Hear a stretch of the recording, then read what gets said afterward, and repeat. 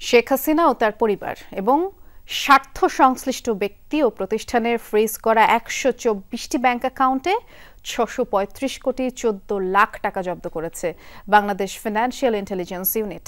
বাজেয়াপ্ত করা হয়েছে সুধা সদন সহ ৮টি ফ্ল্যাট ও বাড়ি। তালিকায় আছে ১,৮০,০০,০০০ টাকা দলিল মূল্যের রাজুকের ৬০ কাঠা প্লটও।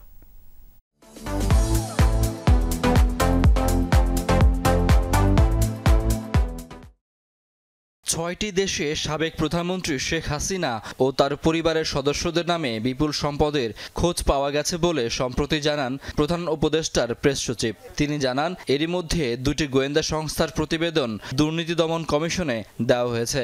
দুদকের করা সেই অ্যাকাউন্টগুলো অবরুদ্ধ করার আবেদনের প্রেক্ষিতে মঙ্গলবার শেখ হাসিনা, তার ছেলে ও সাবেক তথ্য প্রযুক্তি বিষয়ক উপদেষ্টা সজীব ওয়াজেদ জয়, মেয়ে সাইমা ওয়াজেদ পুতুল ও বোন শেখ রেহানার ১২৪টি ব্যাংক হিসাব অবরুদ্ধ করার আদেশ দেন আদালত।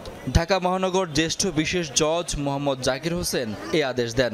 একই সঙ্গে শেখ হাসিনা, সজীব ওয়াজেদ জয়, সাইমা ওয়াজেদ পুতুল, শেখ রেহানা, শেখ রেহানার ছেলে রাদওয়ান মুজিব সিদ্দিক, শেখ রেহানার মেয়ে টিউলিপ রিজওয়ানা সিদ্দিক ও আজমিনা সিদ্দিকের বিদেশ যাত্রায় নিষেধাজ্ঞা দেন আদালত। পরে দুদক জানায়, যুক্তরাষ্ট্র, যুক্তরাজ্য, সিঙ্গাপুর, হংকং এবং ক্যামন দ্বীপপুঞ্জে হাসিনার পরিবারের সদস্যদের সম্পদের খোঁজ পাওয়া গেছে। ১২৪টি ব্যাংক অ্যাকাউন্টে ৬৩৫ কোটি টাকা পাওয়া গেছে বলেও জানানো হয়। ১২৪টি অ্যাকাউন্ট ফ্রিজের জন্য আবেদন করা হয়েছিল।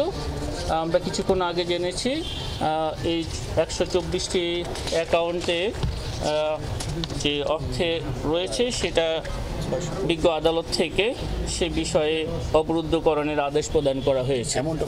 অ্যাকাউন্টের অর্থের বাইরে রাজুকের ১,৮০,০০,০০০ টাকা মূল্যের ৬০ কাঠা প্লট পাওয়া গেছে শেখ হাসিনা এবং তার পরিবারের নামে। এছাড়া ৮,৮৫,০০,০০০ টাকার ১০% জমি সহ ৮টি ফ্ল্যাট পাওয়া গেছে বলে জানায় দুদক। অর্জিত স্থাবর সম্পদ যাতে অন্যত্র স্থানান্তর, হস্তান্তর বা ব্যাহত না হতে পারে সেজন্য বিজ্ঞ আদালতে আবেদন করা হয়েছিল।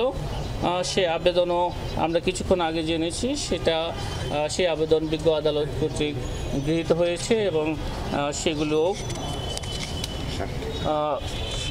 আদেশ দেওয়া হয়েছে ইতিমধ্যে। বিজ্ঞ আদালত থেকে এই যে সম্পদ ব্যবস্থাপনার জন্য একই সাথে রিসিভার নিয়োগেরও আদেশ দেওয়া হয়েছে। মালয়েশিয়ায় মানব পাচারের ঘটনায় ১,১২৮ কোটি টাকা আত্মসাতের অভিযোগে ১২টি রিক্রুটিং এজেন্সির বিরুদ্ধে মামলা করেছে দুদক। এসব প্রতিষ্ঠানের স্বত্বাধিকারী সাবেক এমপি, মন্ত্রীরা। ১২টি পৃথক মামলা রুজুর সিদ্ধান্ত গৃহীত হয়েছে। শাকিল হাসান, যমুনা নিউজ, ঢাকা।